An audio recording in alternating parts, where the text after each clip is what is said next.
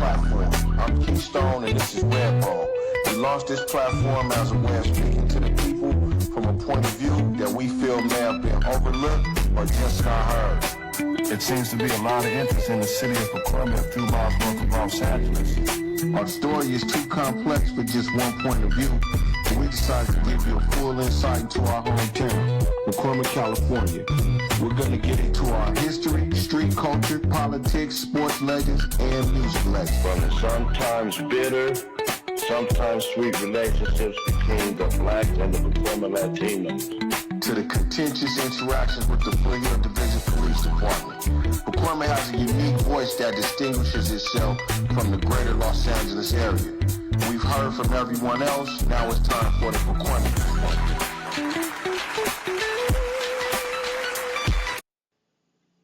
Hello, everybody. Welcome back. Stone and Bone in the house once again. Today we got a very special guest. International. Stone and Bone going international for you guys this time. All the way from Africa, we have Janice Coney. Yes, Is that correct? Or is it Janice? Coney. Okay, Janice Coney. All the way from Africa tapping in with Stone and Bone. So this is this is big for us. We are so proud to have you here, Miss Coney. And say hello to everybody, to Stone and Bone. I want to say hello to everybody that's listening to these brothers, and they got it going on, so y'all really should be tuned in, for real. I'm tuned in from Kenya, so I know you guys should be able to tune in a little bit better than me. That's right. Yeah. I heard that. So I was gonna ask what part of Africa you're in. You're in Kenya. I'm in Kenya, correct. Where the oldest living man's bones or remains have been found. Kenya. Wow. Yeah, for sure. That's yeah. deep. All right, so before we get too much into that, let's get some background. So now, where were you born? About what year were you born? Okay, I was born in New Orleans, Louisiana in 1955. I actually made 70 a couple of weeks ago. Happy belated birthday, Auntie. Thank you. Yeah, so So you, I came to Pacoima when I was like about 7. We migrated from the Okay. south into Pacoima. so about 1962, Something like that. you came to Pacoima? Yes, correct. Okay.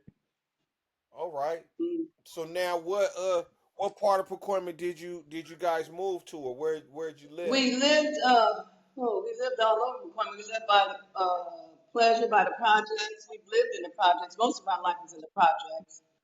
And then when they started building houses in Pacoima, we started living around the Louver area, Fillmore Street, Glen Oaks, over in that area where they built the houses behind Fantastic Fair, which you guys probably don't remember that. You guys probably wasn't even born when Fantastic Fair was going on. But anyway, they had built a whole new subdivision, and so we left from the projects into the subdivision right there off of Fillmore, Louver, and Glen Oaks, in between there.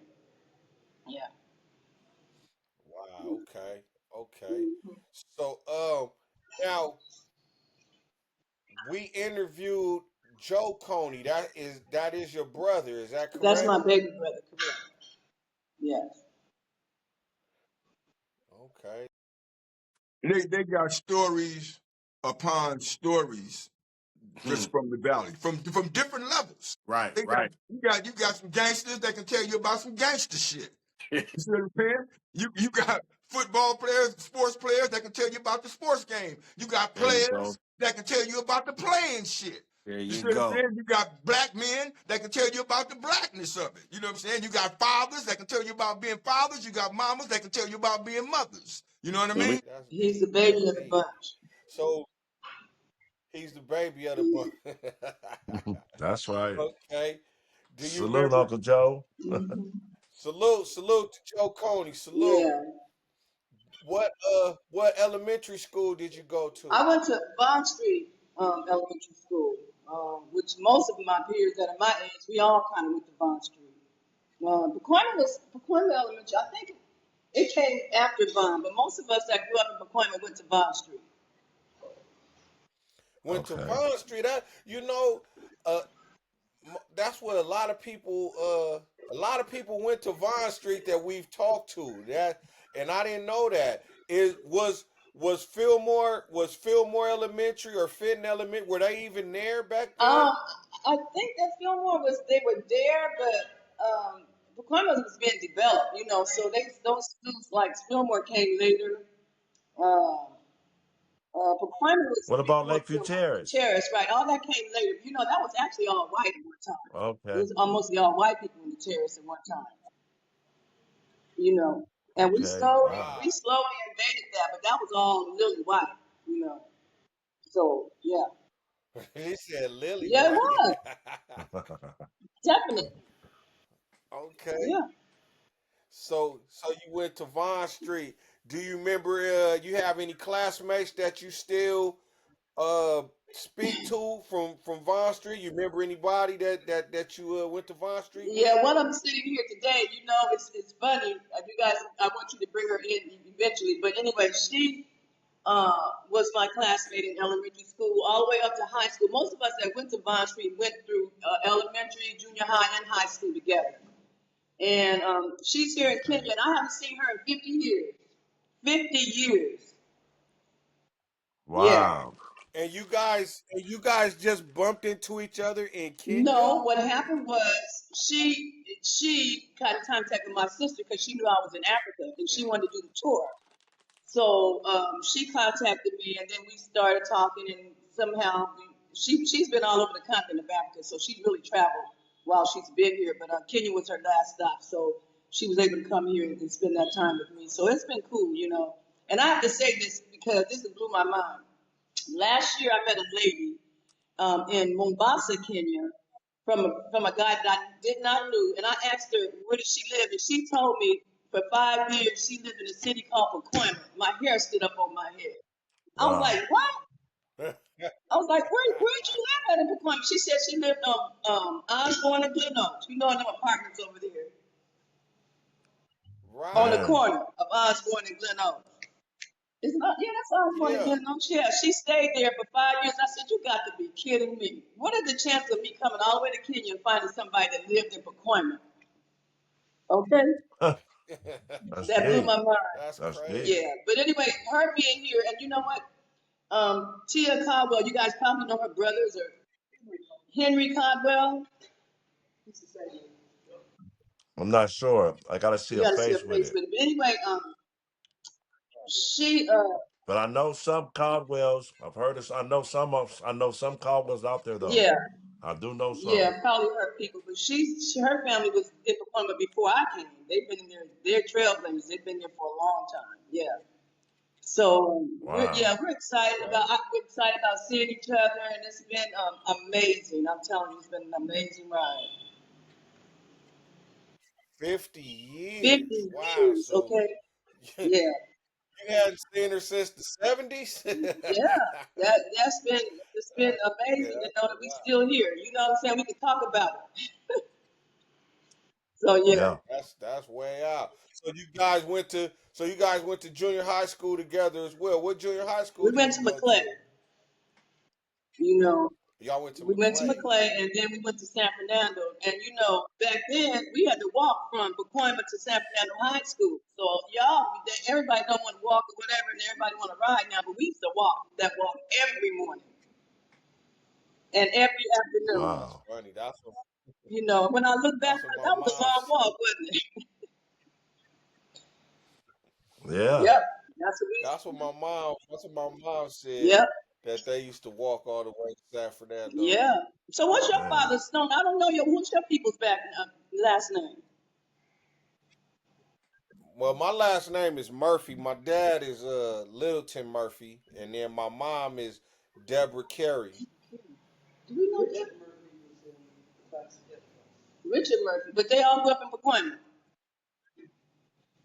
My mom came to Pacoima, I think, in like 8th grade, And then my dad, he came to Pacoima when he was in high Okay, school see, I would already. have He was missed from him. Texas. Yeah, I would have missed him because I left. I got hired at John Motors at 19, and I got out of Pacoima. You know, I moved to Okay. Van Nuys after I started working for them. I left and moved to Van Nuys. Yeah. But yeah, we're definitely Okay. old school.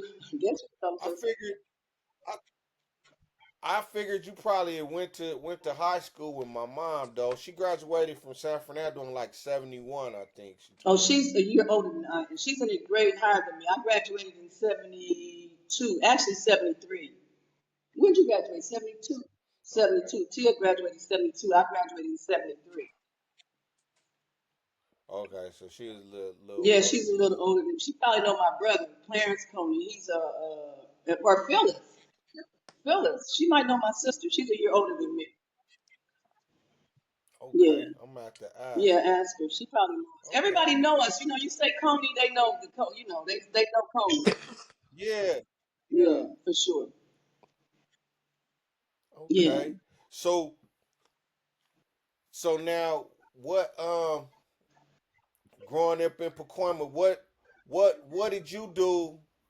Were you a cheerleader? Were you a dancer? Or what was your main activities in Pacoima back in the day? I was a dancer. I danced all the time.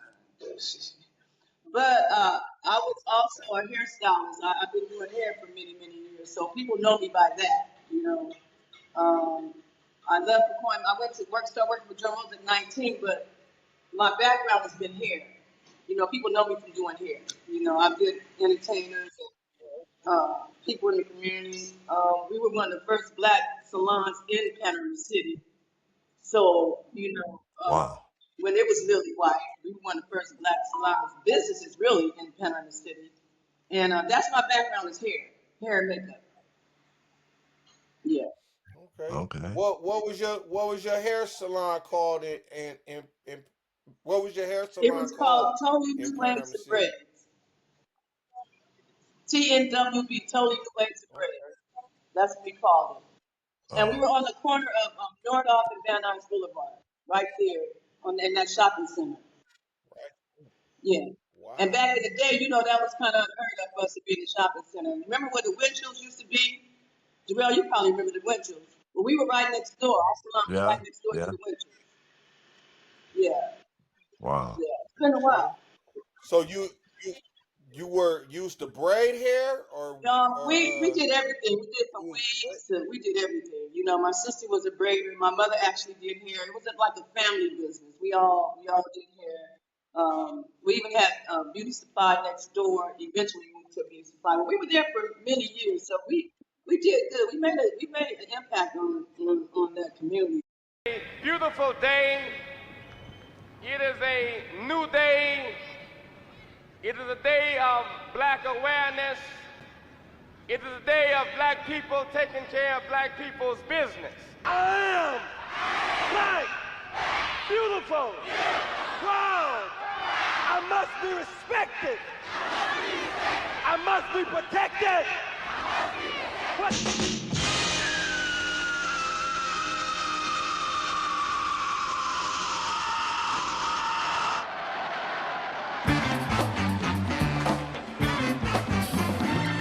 Come on, children, look at me. If you don't respect yourself, ain't nobody gonna give a good girl. Nah, brother Rush. I'll play the blues for you.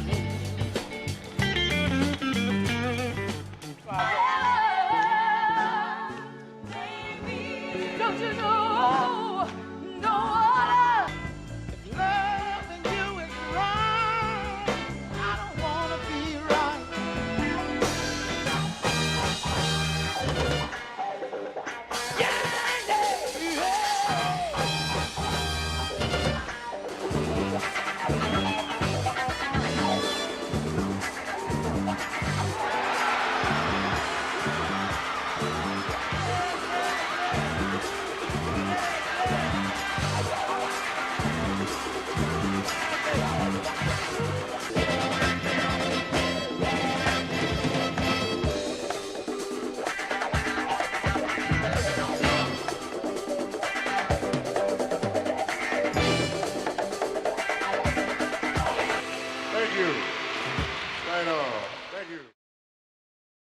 why was there the racial tension? Did they feel like the blacks was taking something from them or something, or The Mexicans went for being white. They associated with trying to whiten up their culture. And we were totally into black power. Back then. Back then, we had Mr. Joel Rucker. Yes. Was our teacher that brought us through black history in high school. So we were recognizing our black history. It was difficult for me having a policeman as a father because it was kill the pig, black power. oh wow, And Mr. Rucker, really, Mr. Mr. Rucker Rucker is responsible for teaching us all the black culture. We was not taught in school, and Mr. Rucker did Yeah. teach it. And Trust me. Miss Stouffer also. We can count the black teachers that was in Santa Ana. Maybe five, Mr. Rucker, Rucker. Miss Stouffer. Yeah, and those teachers actually taught us Yeah. about our history. Yeah. Seriously, they embraced the black kids. It wasn't Toy night. many teachers that did that for us, and they did do that for us. Toy Knight was a black teacher, a church member of mine. Mrs. Fletcher. Miss Fletcher, yep. They emboldened us. Yep. Nothing to be ashamed about being Right. black That's because you had Hispanic culture really trying to whiten themselves up, and they're still having a problem with the ones that want to be whitened up. wow, that's deep. Yeah. That is deep right now, especially how so many of them voted for Trump, and then he got That in and part. started trying to get rid of all of them. So that is deep that you saying that, because Very that kind of does fit the story of And only right now, now, actually. is when they're understanding that all of them only have their civil rights because of the Civil Rights Act in '65. And we were the ones that got the Civil Rights Act on the ballot. Right. Right. We were the ones out there. We had John F. Kennedy working for us. Right. And then once he was killed, Lyndon Baines Johnson came in and he signed that Civil Rights Act. So in '65, our parents saw that we potentially were going to have a level playing field for the rest of our lives. Even though at '65, we ended up having the Watts riot. That's what we had. Right. Because we right. wasn't back then. We weren't Even playing. more. We were unified. If you look at if you go back, I'm gonna tell you guys this too. I haven't shown Tia this, but anyway, Watt Stack. I think I was 17 when we used to go to Watt Stack. Was a festival that we did every year in San Diego. Remember the Watt Stack? Anyway. Well, I saw the documentary on TV, so I know. Oh, I know because what they you're don't see me talking too. I'm in that documentary. If you see a lady, Oh, yeah. I don't know, they call me a funky chicken lady, whatever. I have on an orange dress, and I'm the only one that's dancing. They got me. You'll know me because I'm the front poster person in that. They didn't pay me We for gotta it. go They ain't find nobody that. paid me. Okay. But when you look at that documentary in 1972 during Rufus Thomas, you will see me. Yeah. But back then, if you look, Soul Train also. yeah, Soul Train. But listen, let me tell you this. If you look at that documentary, you're going to see all the brothers and sisters got their hair like this. We all got afros. Ain't nobody got no straight hair, no false eyelashes, we all got afros. We was all unified through just, if nothing but the afros, that was our unity sign. We were all together as one. And in that Watch Stack, you would see hundreds of thousands of black people. We did not have no fights. Wasn't nobody shoot nobody, and we were all in one spot, and all we did was dance. That's all we wanted to do was dance. That was it. We didn't want to fight. We want to dance. We want to party. We want to have a good time. And that's all you see. We were not into all this other, you killed this one, killed that one. No. If you look back, you're going to see nothing but afros and fists balled up. We was unified. We probably would never be that way anymore, but we was totally unified at that point. That's in the late 60s, early 70s, right? Yeah. Yeah. Late 60s. That's deep. Yeah. So I the love you all teachers. signing your 91331 and your 818. That's that is so popping. That is so popping. Thank Thank you. you. That's us. That's what That's us. we just thought. This where we were born and raised. So we're a product of what y'all did. We're a product of y'all. So we just try to That's bring right. y'all history back so they can see what's That's really right. going on. You know what I'm That's saying? right. From our mothers, our aunties. So we getting a woman's perspective back then. That's So we right. appreciate you ladies. So Yeah. now, Let's You go. know For what? real. We was pretty strong because we were liberated at the same time then. Yeah. As black women. Yeah. We were liberated to be strong and independent and we could do our thing. So it wasn't like we had transformed from the stay at home and had a baby to be independent and be a superwoman. We had we had black single mothers already. Yeah, and they were strong. And they were raising large-headed kids, 5 kid heads, Men, 7 head yep, kids. and the boys were strong too. Well, they were already incarcerating our men. Yep, that's when they started that mass incarceration. Mass incarceration. Yep. A question now. You guys, I know you mentioned the low riders. So now was it already were guys already having the low riders and going to Hanson Dam and things like that? Did you guys Oh, used to go to yeah. Hanson We Dam started and that. have the low riders show? Hanson Dam. I still go, when I go home to visit, I go straight to Hanson Dam. Yeah, They we call were me part the of that. CBD lady because I make a topical product. I'm trying to play Harriet Tubman and level the playing field. We got our civil rights through the churches. The churches were the instrumental organ from the South, from the East, from the West that made the civil rights work. They were the one that led the marches, and now even Asians are having to know that we got them the right to be even in the United States. It's all based on the Civil Rights Act that black people fought for. Wasn't nobody else fighting for it but us. And the few white people that were like abolitionists would have been back in Harriet Tubman's day. Right.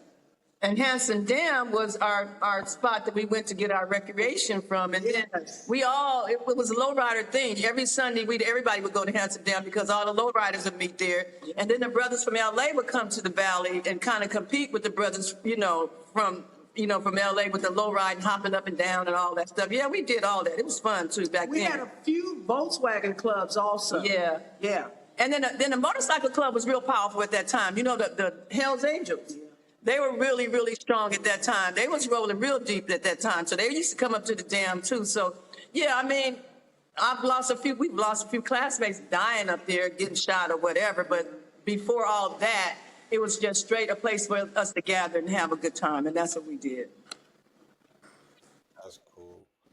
So now what do you guys feel what is the disconnect? Why was it so unified, Black Power for 1 minute, and then all of a sudden it just changed, gang banging and people and blacks killing each other? Like, what's your view? What is your view What on happened? The drug trade war, that was the drug first trade war started it from the means that if you knew somebody was holding something, that would be your most likely target that you would target to rob them. So then that was involved. They brought the drugs to Pacoima. That's what happened. Drugs started coming in, And so there was a fight for Cocaine, turf. pills. It was back then. It wasn't like crack. Back then it was pills. You take a pill to get buzz, pill to go down, all kind of pills. They were just So all over. So it was basically drugs that brought us down to separate us too. And then entitlement. When you look at the disconnect, it's like black folks went into entitlement, that they didn't have to work. They might decide that they were going to go on general relief for the rest of their life, and that was going to be their life. I have a cousin, Eric Malone. He went into prostitution. I mean, there were just all types of ways. Black people can always figure out ways to make money, whether it was just cooking meals and selling them, or selling drugs, or conventional things like I babysat. I babysat as a 14-year-old, and I also would have cleaned my mother's friend's house. I wanted to be on my own, at 14, and they weren't. My mom didn't want me to work, but I wanted to get the things I saw other people get, and that just meant that you had to work. And I didn't mind work. I still don't mind work. Work ain't never hurt me. But entitlement, too many black folks assimilated together into the white entitlement. Like, right. I'm going to resemble what they do. Versus our culture is deep enough that if anybody reads their history, we created the astronomy. We created the math. We sailed throughout the whole planet. Everybody got some black in them. Everybody. The Europeans, because they were trying to establish white supremacy, which there is no race called white. Those are all Europeans that from different countries, Spain, Portugal, France, they wanted to eliminate what black people had taught The them. unity that we had, the Afro thing that we had, they had to break that up because that was too powerful. It was definitely too powerful for them. So you go and you get the police, you know, you get Foothill Division. They was wearing our butts out in Pacoima. They was wearing us out. We was kids, and when we saw the police coming, we automatically knew to run because they was doing us wrong, especially from Pacoima, you know. And they had this one. I ain't gonna say his name, but he was very popular. But everybody in Pacoima was scared of him. All of us were scared of him. Okay, and so they put fear in us, you know, and they kind of separate the unity part of because we black. Remember, Pacoima was the only place they put black people. Everything else was white.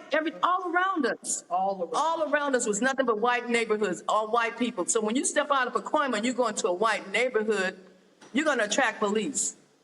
Because you ain't supposed to be out of Pacoima. Because you ain't supposed to be. You ain't supposed to be out of Pacoima, period. You know. And then the sundowning rules, the older time frame with the sundowning rules, which meant that at sundown wasn't going to be no black people in the neighborhood. If you got caught in a white neighborhood, it's almost like racism, Southern stuff, racism. Basically, you know, you get caught over there, you going to jail. Because they going to jam you up and say, where you going? What you doing over here? You going to jail. We was young. You know, we were young. And so, they separated us. Granada The Hills units and all that we was had. off limits. Granada Hills, Kenny, all that was off limits for the. Oh, yeah. Wasn't going to no Well, Granada see, Hills. You okay. wasn't going, you wasn't even going to Van Nuys, Darrell. It was lily white. He wasn't going nowhere. I'm telling you, and that's why for us to make the step to Panorama City for a business was big time.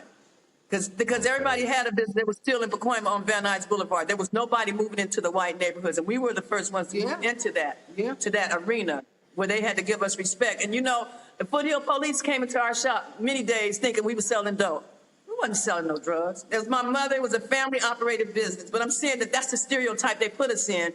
You know, you from Pacoima, you must be up in here selling drugs. You understand? That's what you got to be doing. But we weren't doing that. The history had them burning out businesses. You know, if you look back to, I thought it was only Tulsa, but in every state, they have burned us out with black businesses that equaled Wall Street in Tulsa, in Arkansas, in Florida, wherever we went. I mean, their dominance is minimal. There is no white supremacy. They only copy what we have put out here for them. We had to go ahead and invent every convenience from air conditioning to ironing boards to cars, lights, just to get massa off of our back because they were going to beat us severely. It wasn't enough cotton and money that they made off of cotton that they couldn't see that they could make some more money off of black people. But here's the trip. Van Nuys plant is called the plantation. We call it the plantation. I worked there. Van Nuys plant is called the plantation. It's ran just like a plantation. So at 18, 19, those jobs opened up for us. So a lot of us were able to go into those jobs. And then that changed our lives because now, at that time, we were making like $5.55 an hour. That was really like good. Back in 76, that was like good, $5.55 an hour. Shit, we was cooking with gas, you know. And so we made the transition. That was in 76. I got hired at General Motors in 76. Wow. And I hired in at $5.55. And then they changed our life because they gradually brought us up the scale slowly. But, you know, we got up to $13 an hour, whatever. But most people that came out of Pacoima was working we was making good money. That was good money to us, you know. And so we started leaving out of Pacoima then. Now we want a better place for our kids. So we started leaving. We started migrating all over the valley like that, you know. And eventually, everybody from Pacoima, well, you know what happened. They all moved into Lancaster, Palmdale. But we started leaving when we started getting those industrial jobs. Everybody started to leave. You know, our age group. We started getting good, decent jobs, better than our parents. And so we started leaving out of there. You know, but for the most part, the childhood in Pacoima was good to us. It was good. We didn't have it like everybody in LA. We was like LA was like taboo to us because they was fighting and doing all the crazy stuff. And when they come, they would be jealous of us because we wasn't living like that. You know, But they had clubs. Yeah, they had clubs. We didn't have no go clubs. into Los Angeles To once a party. week, get Yeah. our party on. Yeah. And we would be at Fat Burger after it was over with, and we'd be at what's Golden Bird? Yeah, wherever. But we went there to party, and then we would come back to the Valley. So Yeah. they say we the Valley girls, whatever. But we knew that we didn't want to have no parts of LA. That we wanted to stay in the 818. Yeah. You understand? That was our thing. We always had to come back over that hill. She wasn't staying over there. So, That hill, for So, real, ladies. the hill. ladies, I know you guys went into it briefly. Was the teacher, Mr. Rucker, was he related to Rucker's mortuary? Did he have That's was his that mortuary. That was the first black mortuary that was built in Pacoima. Mr. Rucker is the mortuary. He has that one. He has one in Bakersfield as well. Yeah. But he was also a teacher at San Fernando High Yes, School. yes. I didn't You know know that. what? And Wow. yes, and Mr. Rucker, let me tell you, I was in Mr. Rucker's class. Most of us was in one of his classes. Mr. Rucker was the most down-to-earth teacher. He took us. Oh, he's crazy. He's crazy, but he took us to morgues. He took us to the morgue and showed us dead bodies. He took us to places that we would never have went, that other teachers didn't take us to. He took us, and he just really poured a lot into us, and we really need to try to get an interview with him, because Mr. Rucker has did so much for Pacoima kids, and he's still doing stuff for Pacoima kids.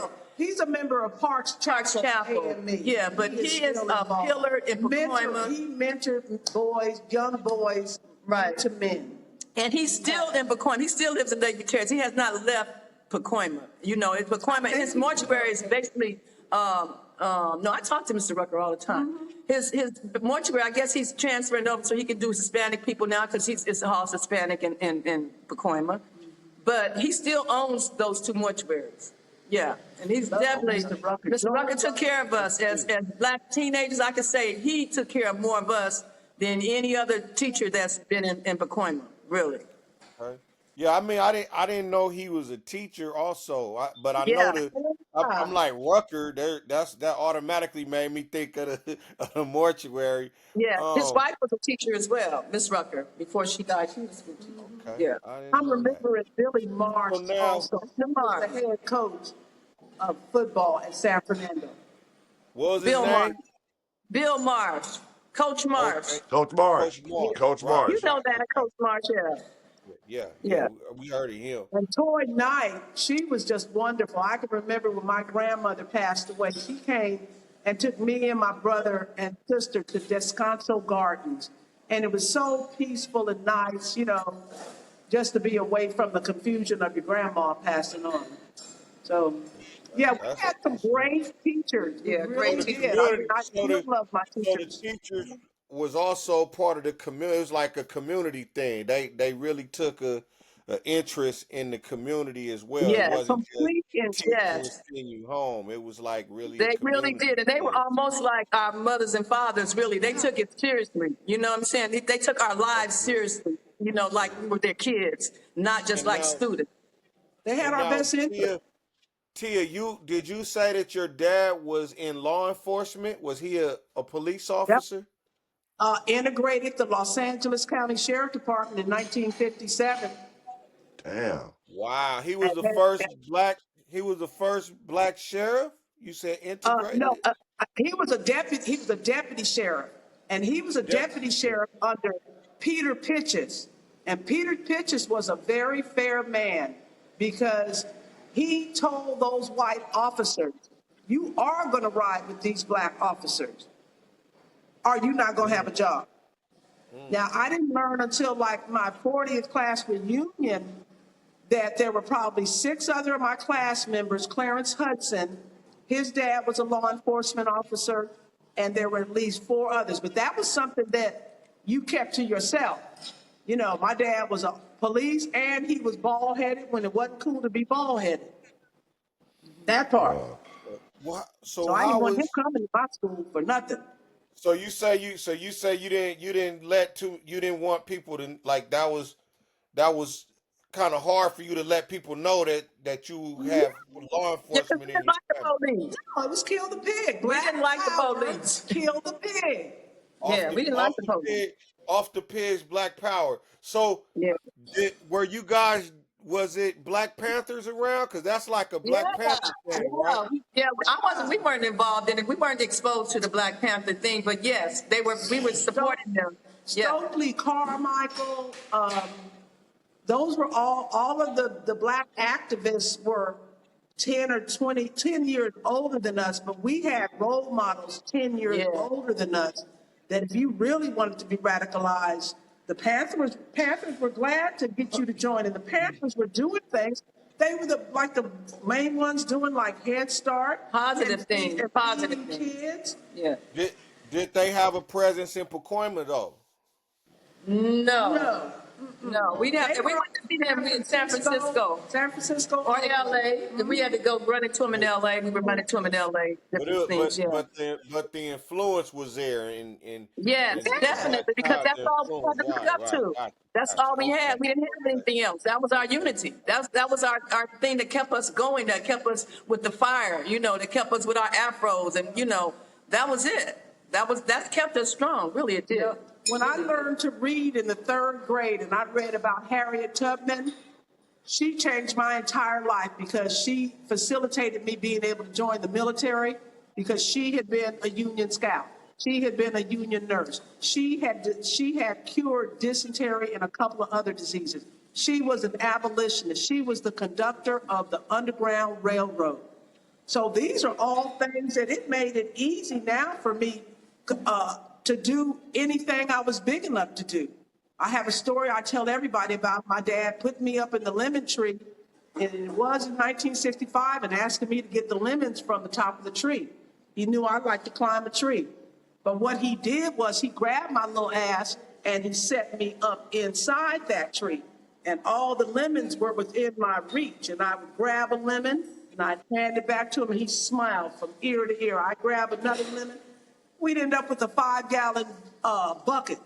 And when he put me back down in the ground, he said, "Sweetheart, you're going to grow up to do anything you're big enough to do."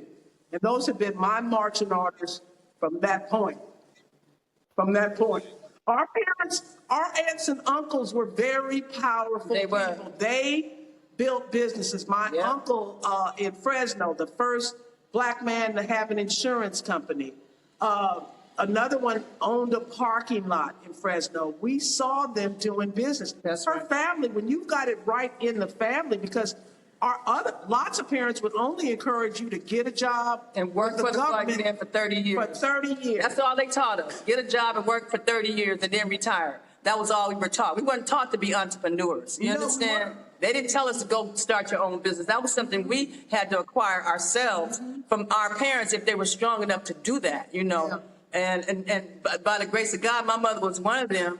And with talent. And then she taught us what she taught us, and I went out, and I was working for General Motors at that time, so I was able to get somebody to believe in me that gave me the money to open up the salon, and that's how we got started. Through this white guy that was working with me. And then we paid him back, and then my family took over the business. Well, it was our business because he just gave us the money, and we paid him back, and that's how we established the business. But we learned how to do two jobs. We learned how to do 2 jobs. We learned how to do 2 jobs. Yeah. So throughout the whole career, it's just amazing how Janice left and went to Atlanta. Excuse me.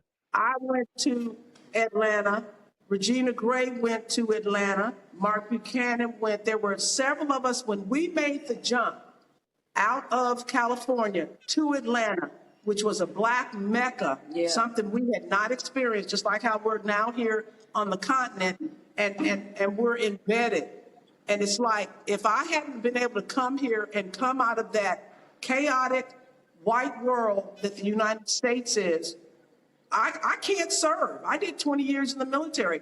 I cannot serve the United States anymore through buying homes and making the economy grow.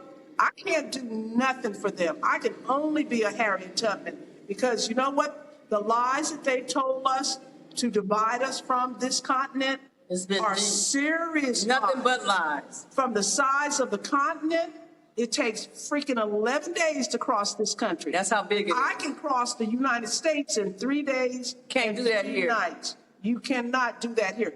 It's like it's a worldwide unified lie, because if you look at the maps, they depict the continent of Africa smaller than the continent of South America. And that's wrong. And that So part just, now, do both of you guys live in Africa now, or are you just visiting, Tia? Because Janice, you live there now, right? You have a Yeah. business and everything, correct? Yeah. I'm relocating. She's relocating. I lived, when I left Atlanta, when I went to Atlanta, it was 86. When I left Atlanta because it was overcrowded and congested, I moved to South Carolina. I bought a 4.15 acre property because I got some agricultural DNA in me. And because I couldn't grow particular crops that I wanted, I could hear my parents' voice saying, work smarter, not harder. So it was like, and I got to get out of chaos too. Oh, I'm going straight to Africa. So I've already toured. I did like 7 days in Ghana. I did 7 days in Kigali, Rwanda. I did 5 days in Entebbe, Uganda. And then I arrived here via, I flew into like Nairobi, caught the train down to Mombasa. That's where, because this young woman here has been working through the visa process is not an easy thing to do. It costs you money and it costs you some time and energy. And right there in Mombasa, I got off that train and Janice was there, another sister that's an Army, retired, 4 There's years. about 7 of us here that are Americans. Yes. That live in this little city. That we all been fighting each other, and it's paradise. Yeah. You should see the beach. This is when Janice was saying where she was at, and I'm like, I'm a beach girl. I love the beach. Man, this sand is sugar You water. You guys are in. Is it okay? I'm gonna try to pronounce it. Mombasa. Is that where you guys are? We're in Watamu, Watamu, Watamu, Kenya. Watamu. And it's a resort city. And guess what else? Mr. Bill Gates been living here for 2 years. Wow. Now, yes, Bill yes, Gates sir. lives here? Yes, sir. Yes, sir. So that tells you if Mr. Bill Gates want to live here, you're in the right spot. We're in the right spot because he's been here, and then he wants immunity in Kenya. He don't even want to come back to U.S. And see the exchange rates that I've experienced. Your dollar is still extra strong. It's like the exchange rate in Ghana was 10 CDs to 1. Sometimes it goes up to 12. But when I got to Rwanda, it was something like 1,300 to $1. When I got to Uganda, it was 3,400 shillings to the dollar. And here it's 129 shillings to the dollar. So you end up living very well. Yeah. Very well. And I live on the beach right there. I live on the beach. I have a 1-bedroom house, my own yard, and I pay $178 US a month.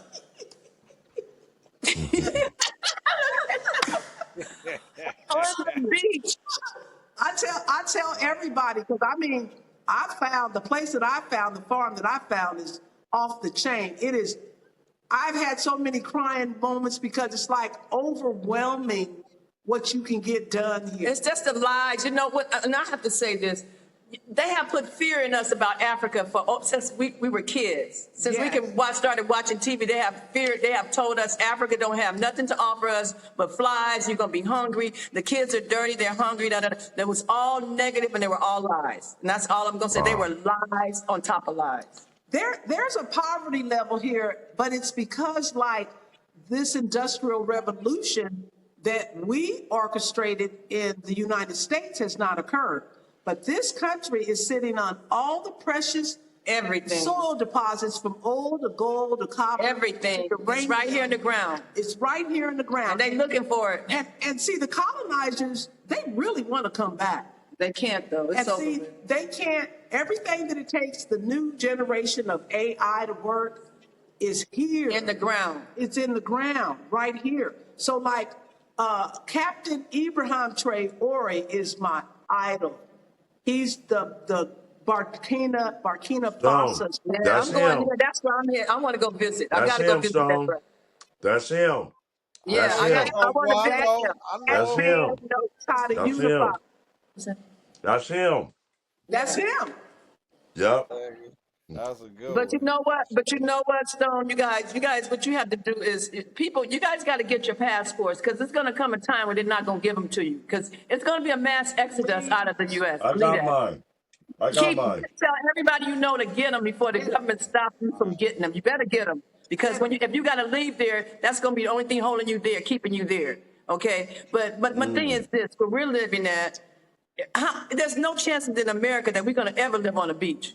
You know, Never. because we can't never afford. We're not going to do it. What we're doing So here. here you can live on the beach anywhere. I mean, you can pay as low as $100 a month. That just depends on how you want to live. You know, and you can live elaborate if you want to live. If you're paying $400 or $500 a month, you live in 5-star. 5-star. I'm Okay. going to be renting a 3-acre farm Yeah. for $600 a month. She got 3 acres of land. She got can a grow brand everything. new house Brand on new it. house on it. And she's going to be leasing. You ain't got to come here talking about buying nothing because we'll never own anything because it's all got to be left here. But the whole point is your lifestyle is changed. You can live now. You ain't got to be in that rat race running through that little circle and not going nowhere. You ain't going nowhere. You ain't gonna never go nowhere. You're never gonna own anything because if you miss a year or two of taxes, they come to take your house. I don't care if you paid for it for 30 years. They coming to take it, pull it, put you out. So it's like, you know, they dealt us that card and we believed it for so many years. They The want us American here. dream. That's some bull. Yeah. Don't let me tell you what else out there. It's no such thing as American dream for us. No. And they want us Our here. American dream is in That part. Africa. It's the African dream that we can see this. We can do this. East Africa. Yes. East And don't Africa. listen. They're trying to send y'all to the West. Do not go to the West. Too crowded Okay. already. Remember the brothers used to sing to the East, my brother to the East? It's the East Coast. It's the East Coast. That's the well-kept secret. And the East Coast is clean. The ocean is out there. They can't kill the animals. They can't kill the animals on the land. So you're not going to get no chemtrails. So on all your vegetables and everything is on the east. Everything they being transferred, the water is to the east. It's always to the east. Do not, what they doing, they got a lot of people going to the west and ain't nothing over there but trash and pollution and they building it like America. Why would we want to go back there? Why would we want to go back there? We don't want to go back there. So you tell the brothers to come and visit the East Coast. Come to the East. Listen, I tell everybody, I'll leave a light on for you. Yeah, we leaving a light on for y'all. Because you know what?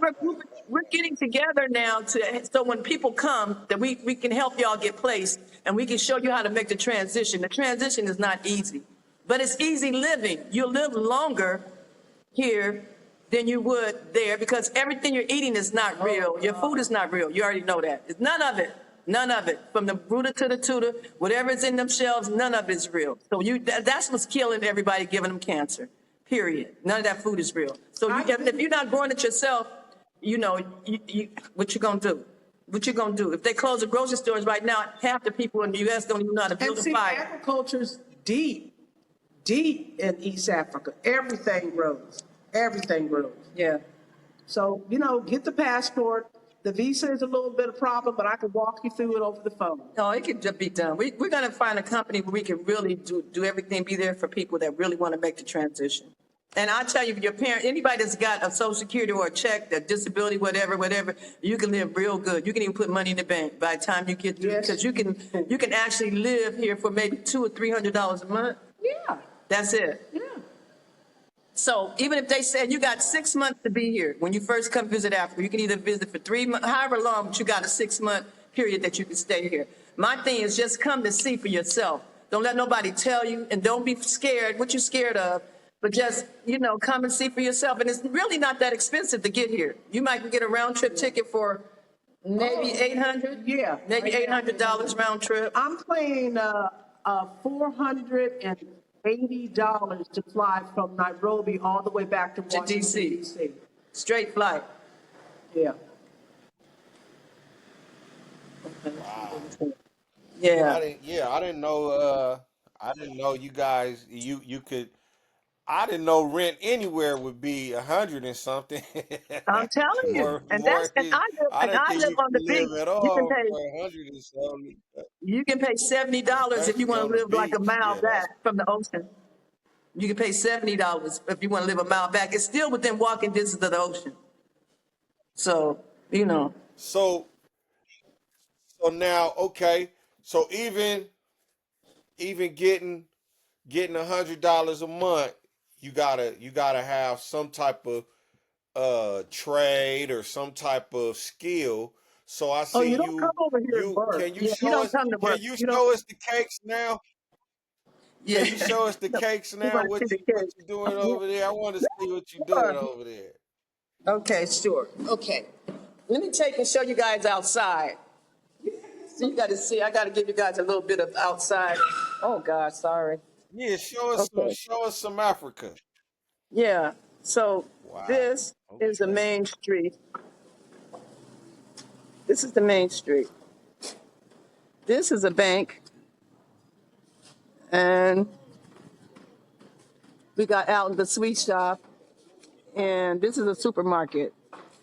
So this little corner right here, this is like a main drag right here. This is what they call Tourist Road. All the way down is basically tourism. This is a tourism city. So you go down there into the village, which is a Muslim village.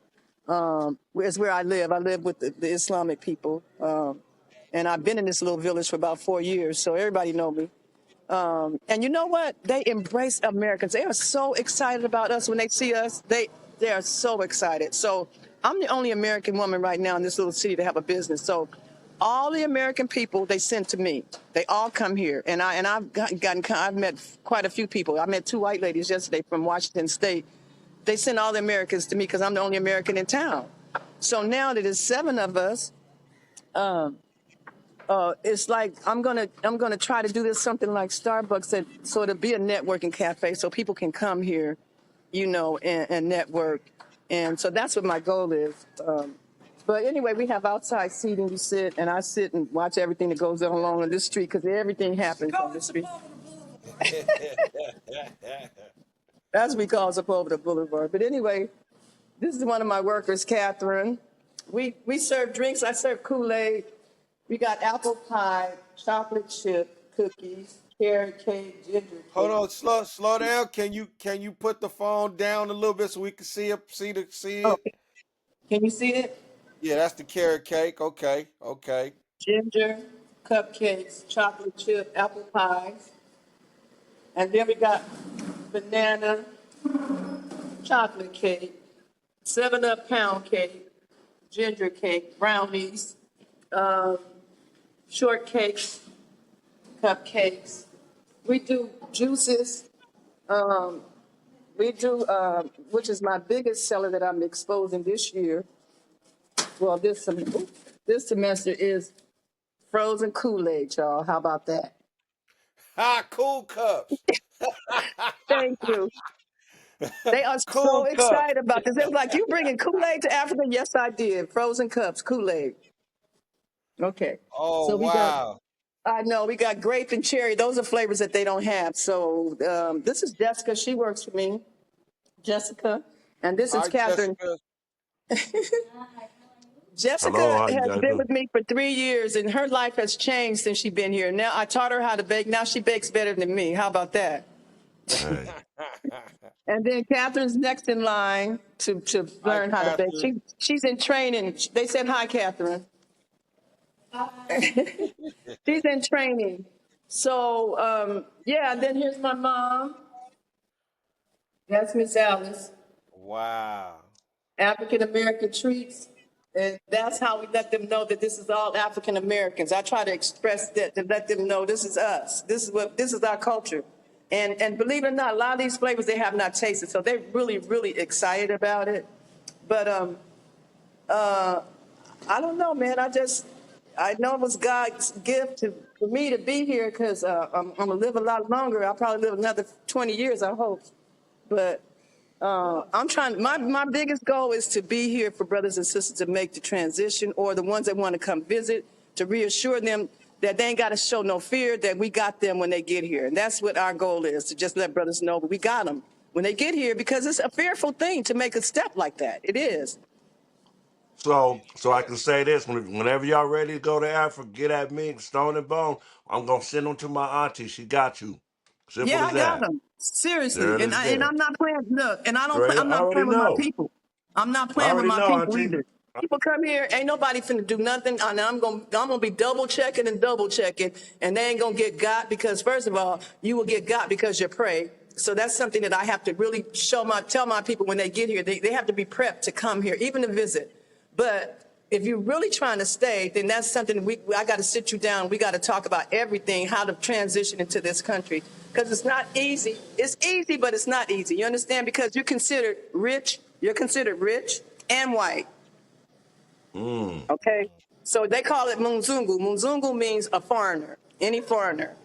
And that means that if you open up to get got. If you're a Mzungu, that means you got money. Okay, period. Ooh. And I don't care how much it is, you got more than what they got. So therefore, you gonna get got.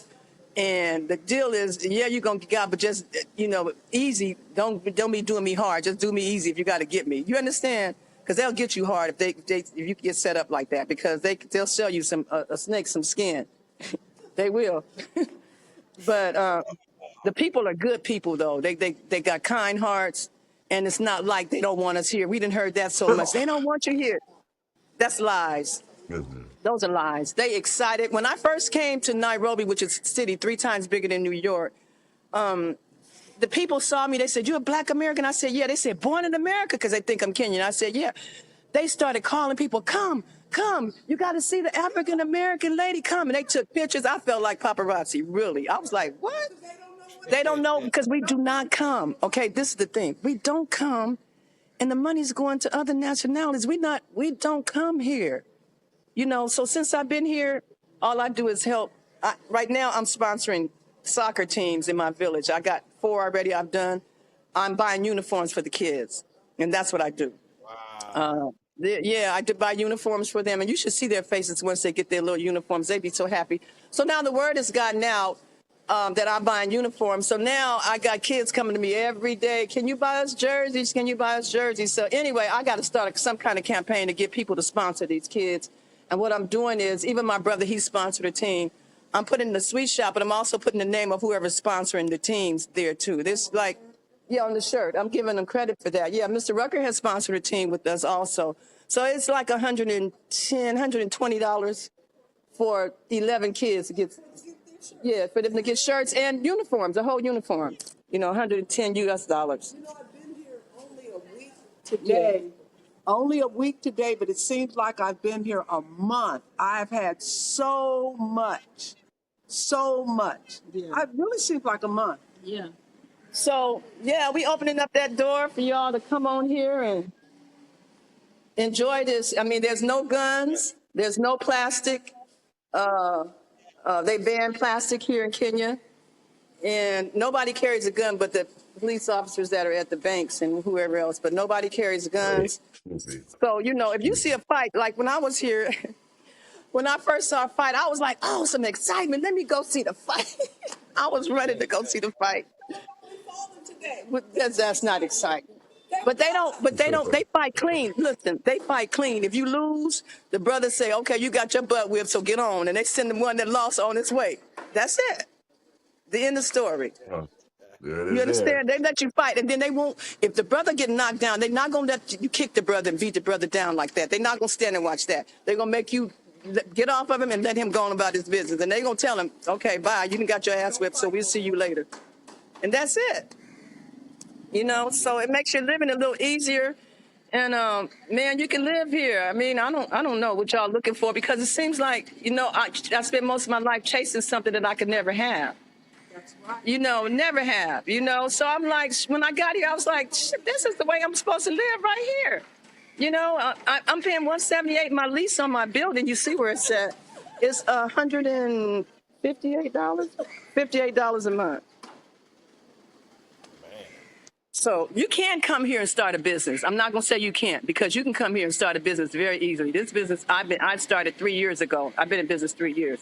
But it was very easy. I didn't have red tape. Nobody was trying to, you got to get a credit check. And they wasn't sending me through none of that. I gave them the money. They gave me the keys. Simple as that. That's how simple it is. Ain't no going through no whole bunch of changes to get no business started. You get a business license. Well, luckily, the lady that was my housekeeper, she started the business for me. So it's in her name, but it's still cool. He's still doing the same thing it would. It's not a big deal. I pay her taxes get paid, and so she's okay. But It's a beautiful thing, that people can come here and do whatever they want to do, and that's a part of it, basically. That's that's the whole thing. No, that's Right. that's beautiful. That's a Yeah, beautiful setup. That's good. You know, not everybody yeah, finds where they feel they supposed to be. So right. that that's good that you was able to find that. Yeah, and then you know what? It's not for everybody, but I will say Africa is not for everybody because it's definitely a change in life. But the thing about it is, in our reparations, they owe all of us at least a trip back here one time to just see if we want to be here. You know what I mean? We need a trip back. They need to give us a trip back to see if we want to be here. If you want to be here, fine. And then just not Kenya, all over Africa. Africa got some beautiful places to live. It's got some fabulous beaches like you would never see before. I'd like to take y'all to the beach, or I live on the beach. Maybe next time we can go. Yeah, Yeah, yeah, we're Yeah, gonna yeah. go We to the gonna have beach with you. to. We're gonna go to the We are beach gonna with you, have to do Auntie. a second show because For, yeah, I want to get more into the what you say they call the American blacks Mombasa. Moonzungu, Moonzungu, Dude, yeah, Moon, Monzungu. we gotta get into Moonzungu. that. We Yeah, definitely gotta get into that the next time. And yeah, 'cause that yeah, we gotta get into that. yeah. But And yeah, that's just a foreigner. That's just anybody that's a foreigner that wasn't born here. They call them Mzungu. But when they say that, they even teach the kids to say that. But when they say that, I was like, no, I'm not Mzungu. I'm a Kenyan. I'm a black woman. I'm not Mzungu. I try to correct them on that. It's like, no, but they call everybody that. So I stopped getting offended by it because they call anybody Mzungu. White Mzungu really means white. But if you're a right. foreigner, you're considered white and rich. Whether you want to be rich or not, that's what you consider. So, and then here in Kenya, all the brothers that want multiple wives, you can have 4 wives here, brothers. And they all get along too. They know how to get along with each other too. Believe that. Not like us, but they can get along with each other. They know how to make it happen. Okay. So of course I ain't doing it, but you know. But Darrell, Them old Italian ladies be scooping you brothers up. the old Italian ladies love them some black young men. Oh my God. Oh my God. Everybody got a trophy. The old white ladies got a black young boy for a trophy. The old white men got a young black girl on the back of their bike for a trophy. Trophies only. Yeah. That was a little bit of a cultural shock. Yeah, but Jarrell, Big John, right? My husband, yes. you remember? Right. Anyway, Stone don't know that he died here. He died here in Mombasa. That's where Big John died at. May he Man, rest in Big peace. John. Yeah, God he's damn good. Yeah, yeah. The Us. fact is, they want us here. it. Yeah. And, Period. and that's one of the bigger lies. They Do want us you here. You got to come here. Yeah, it's really. And I'm Yes, bringing ma'am. all my skill set with me. And then you bring your skills. You guys got skills. You guys bring your skills because one thing about it here, we talked about that. They need a skill center. You guys can teach. That's what we're doing. I'm here to teach. She's here to teach. You can go and teach the brothers what you know. Whatever it is, They want it. and they receptive because it's mostly young people here. Most of the people here in Africa is 25 and under. And the brothers they're not doing anything. So it's like you have to teach, they have to be taught, so, and it's open for all of that. I think that it's a very positive place. We just heard so much negative about it, but it's very, very positive. And then your eyes will open up to stuff that we ain't never seen before, ever. You will never be able to experience at all. What And so about that was Ghana? exciting. Huh? What about Ghana? How's Ghana? Man, it's trashy. Ain't nobody going. Overcrowded. It's Ain't nobody going. overcrowded. That's the biggest bad thing. That's the about biggest it. lie. Already It's a Okay, I bunch just of wanted to crowd. know. Trash. If I you just want wanted to to know see because. Go ahead. go ahead to go to Rwanda and you'll see yeah. the cleanest country in Africa. in Africa. And they are Rwanda, okay. producing air Rwanda. They even gonna have the first passenger airplane that's gonna be moving like a taxi in Rwanda. It's gonna be in the air. It's gonna be 2 passenger planes where you can just ride around. Yeah, Rwanda. They got that going now. They're producing them. Rwanda is a very good country that's up and coming. But Yeah, I mean, it's open for whatever you guys want to do. It's here, it's here. And, the United States, I don't know. It is opportunity. There are opportunities here that you would never have in the United States. Yeah, you're not going to ever get them in the United Never, States. ever. Yeah. And I've been all over the United States. Janice has been all over the United States, been across Europe. I've been in South America. I've been in Indochina. And there are all the opportunities are right here in East Africa. In other words, Not Ghana. Rwanda, Uganda, Kenya. Right. Those three. And they're under one umbrella. East Coast. Tanzania, we're all under one umbrella. Get on Okay. the East Coast. So Ghana is full of trash, and Ghana is Americanized. Okay, they're not going to tell you that, but it's Okay. Americanized. Yeah, and there's nothing but trash there. They do have everything. Yeah, but They got. What I love what for umbrella? Whose umbrella or what umbrella would you? it's put? like a unity. It's like these three countries have went down. They're joined together. They're all one, but they have separate presidents, but they still under one umbrella, which means anything go down on this East Coast, they're all one. Yeah. Versus say, You Captain said Traore. Rwanda, Uganda, and which one? Kenya. And Kenya. Oh, where you Yeah. at? Versus say, Rwanda? How far are they from each other? Oh, we share a border with Uganda, and then Uganda shares a border with Rwanda. and I'm on the coast, so I'm like 8 hour. I'm like an 8 hour drive from Nairobi, and from Nairobi to Uganda, I think it's another 8 hour Yeah, drive. because it was a 1 hour plane ride. Yeah, so they're spread apart. It's the continent of the U.S. can fit into Africa 3 times. Right, US right. can I fit- know. That's why, because these are all different countries. These aren't states y'all talking about. No, These is countries. no. huh?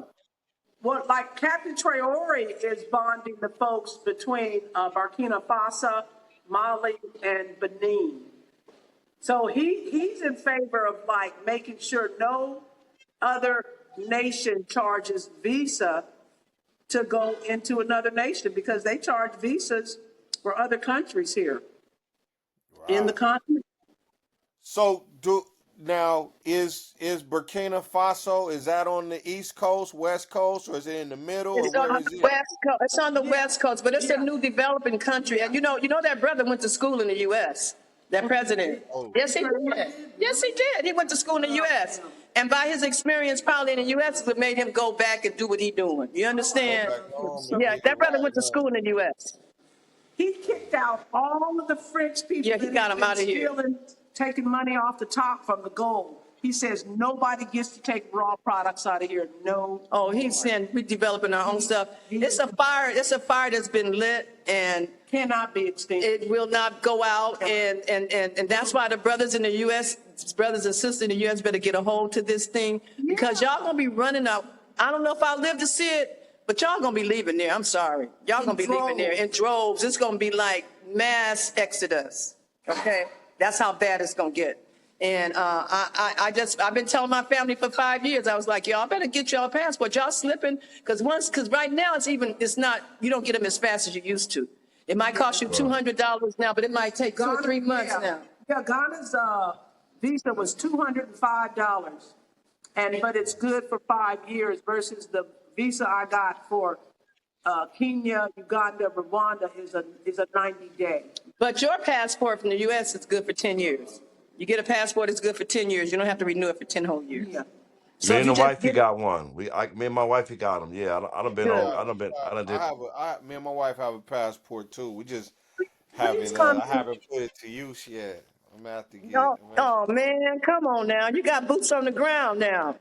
Please come to East Africa. That's what I'm saying. You got some boots on the ground now. You can come. That's the whole thing. Because you know what? If I didn't know anybody here, I probably would have gotten scared to come too. But I knew a brother that had been here for 20 years already. Yeah, that guy that built the Yeah, house. yeah, and they probably know his sister, Dewan.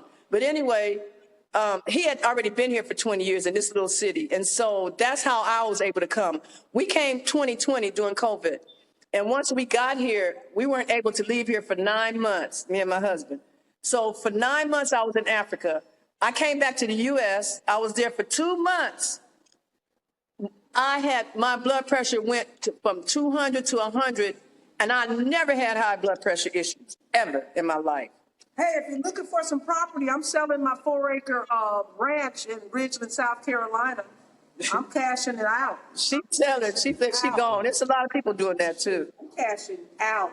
Yeah. So I knew right then that it was the chemicals that was causing me for my pressure to go up because I never had high blood pressure issues at all. So they had to put me on some pills to bring my pressure down. And when I got back to Africa, I threw them in the trash. I never had high blood pressure since. Yeah, and I'm telling you, this is some real talk. Diseases are associated All that with where cancer, you live. and it's all in your food, air, water. Those three: food, air, water.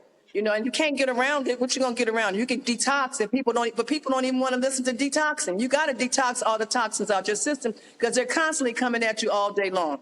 So you have to learn how to detox. That's where cancer comes in from. People don't know how to exterminate the stuff out of their bodies. But you're exposed to everything right now. I'm looking at the recalls on all the food, and this amazes me how much food they recalling for you guys, and y'all ain't even paying attention. That's sausage, eggs, this and that. And I was like, wait a minute, all this stuff, chicken, Trader Joe's, all these people got recalls. All this food is being recalled, and it's all creating disease.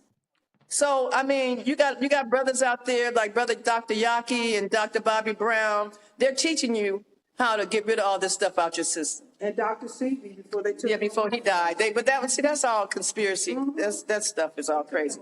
But anyway, yeah, y'all just got to wake up a little more. And brothers are waking up, and I'm glad through avenues like what you guys are doing, and you know, just the mere fact that y'all talking about Pacoima it blesses me because I've been places way in London and people have called my name that's from Pacoima that I grew up with. And I'll be like blown away. It's like, who calling me? It's a small world. In London, who calling me?